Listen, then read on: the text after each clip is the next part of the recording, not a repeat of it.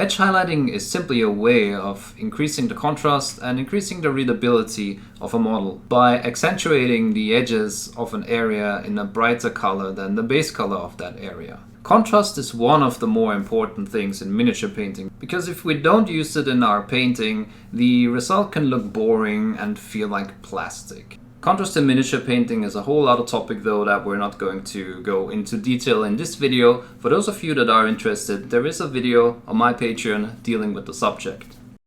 Now, is there an explanation for what we are trying to do when edge highlighting? The most straightforward reason we can come up with would be to say it is an emulation of how light catches onto edges and inverted edges. These areas appear brighter because of the way light is reflected by them, and while we constantly try and need to simulate these effects in painting, it does not explain all lines that are put on these miniatures. Let's just say that edge highlighting is a bit of realism and observation married with the desire to bring more contrast into our miniatures and taking some artistic freedom. To expand further on the theory of edge highlighting, I have prepared this chart for you because I know how much you guys love them.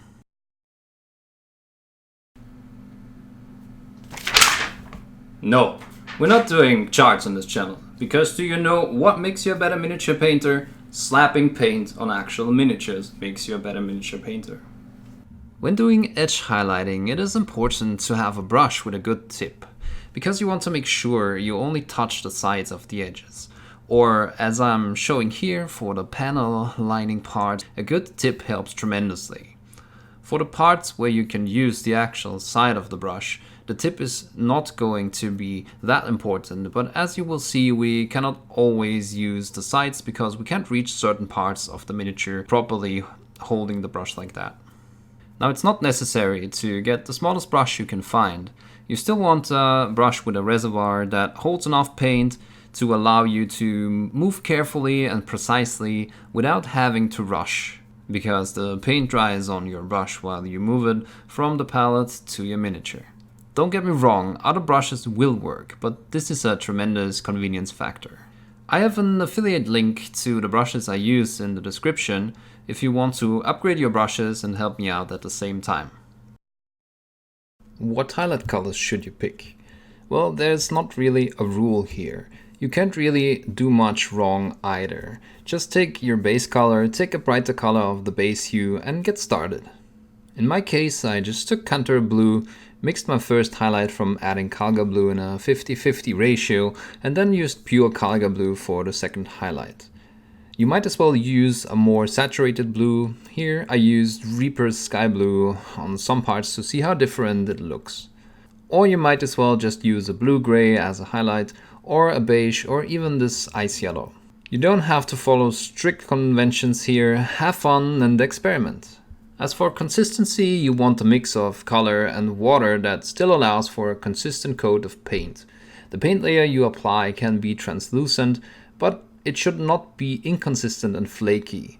That just means you have to touch the model a couple of times, and especially if you are not running your brush over the sharp edge of a mini, it can be tricky to hit the same line you painted the first time, and it can get messy.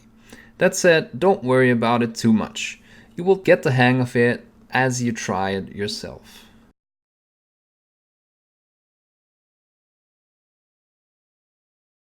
In any case, always have some paper towel nearby, and when you pick up the paint, drag it over the towel once. You should do that in almost any situation, regardless of the painting technique you are using. That way you are getting rid of the excess water and paint that would just run off of your brush on the miniature instead. This helps you control where the paint goes a lot better. Before we start to work on the actual edges, keep in mind that we are trying to increase the contrast on our models. And if we put a darker color next to a bright highlight, then it's only going to enhance the effect. Here I'm taking Badab Black because its properties as a wash make it easier to apply into recesses. I suggest that you do this on every part of the model, where two plates or parts of the armor meet, and create the recess. While it obviously helps to work meticulously and clean, you don't have to worry about getting everything perfect at this stage. Your highlights will clean these areas up nicely.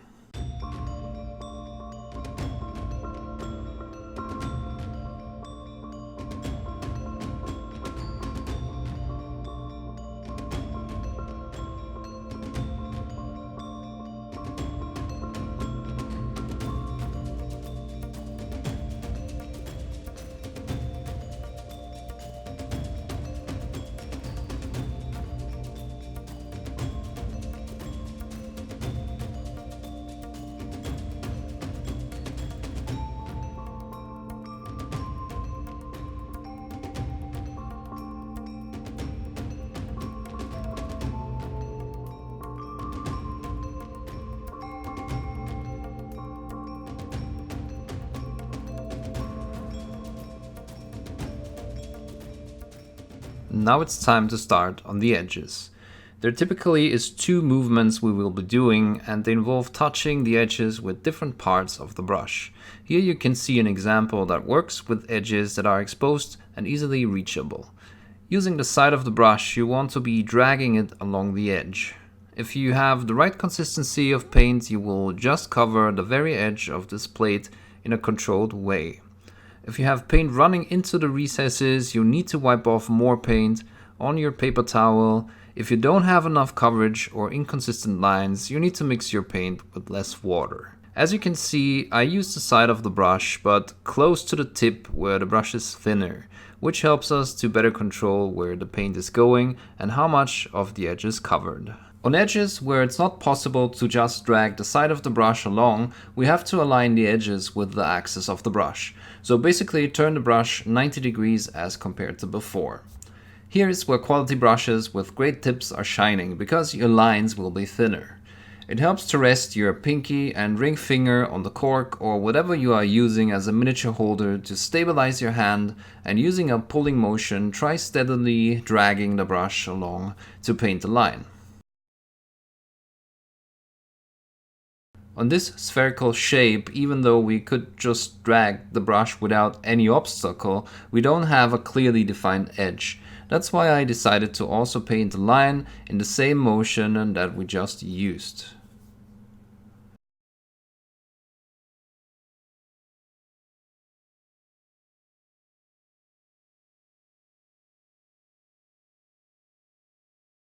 One thing to consider is the direction of the light covering this miniature. You can of course cover every edge in the same intensity, but this is a small thing you can do to make your miniatures more intriguing by putting more light where the eye would expect it to be on a real object. That's why I'm making these armor studs brighter towards the lower curve.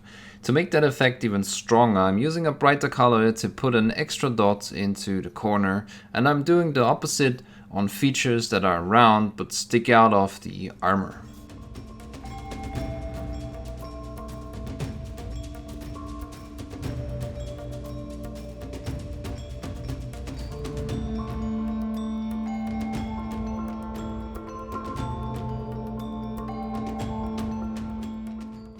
You can do the same on all other features as you put in the next step of brighter highlights, and trust me, it's not that much more effort and it's worth it.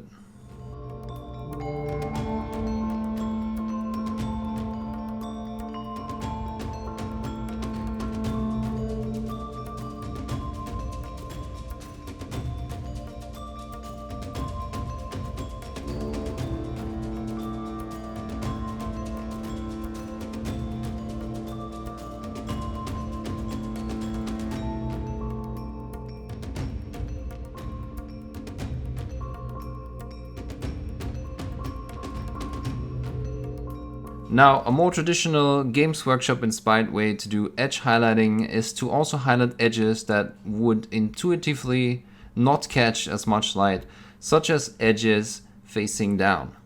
They also tend to make the initial darker highlights wider than the second brighter one to create the feeling of a color transition.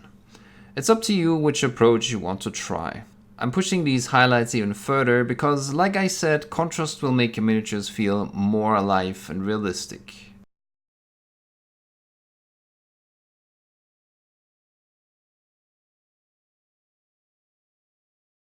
Next, also more typical to how Games Workshop does their edge highlighting style, I am framing these panels in another line.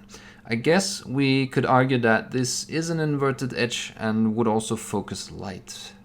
Painting lines like these takes a bit of care, and that means moving slow. The large reservoir on the brush keeps providing a steady flow of paint towards the tip, which allows us to paint these fine lines regardless.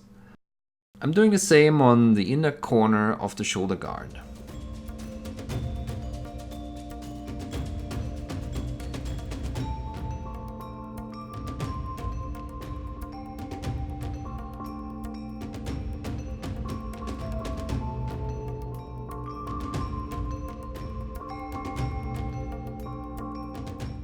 Keep repeating the steps.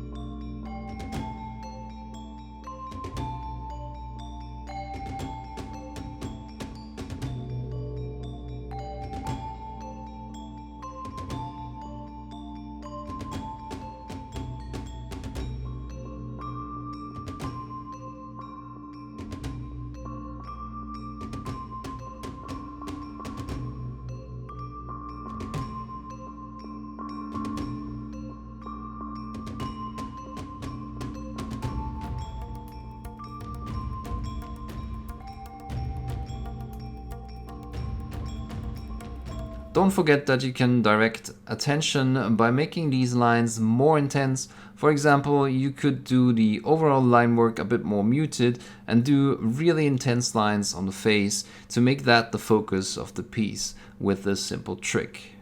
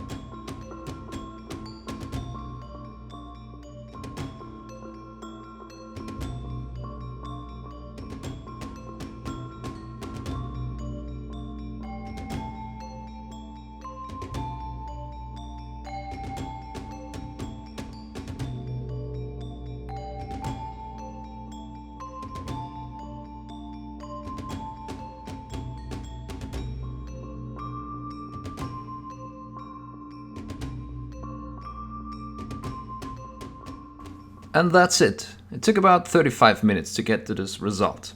I hope this video was helpful to you, and if it was, you can help me out by leaving a like, and don't forget to subscribe to the channel for more tutorials aimed at all kinds of skill levels.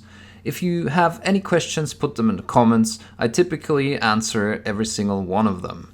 Thanks for watching and happy painting!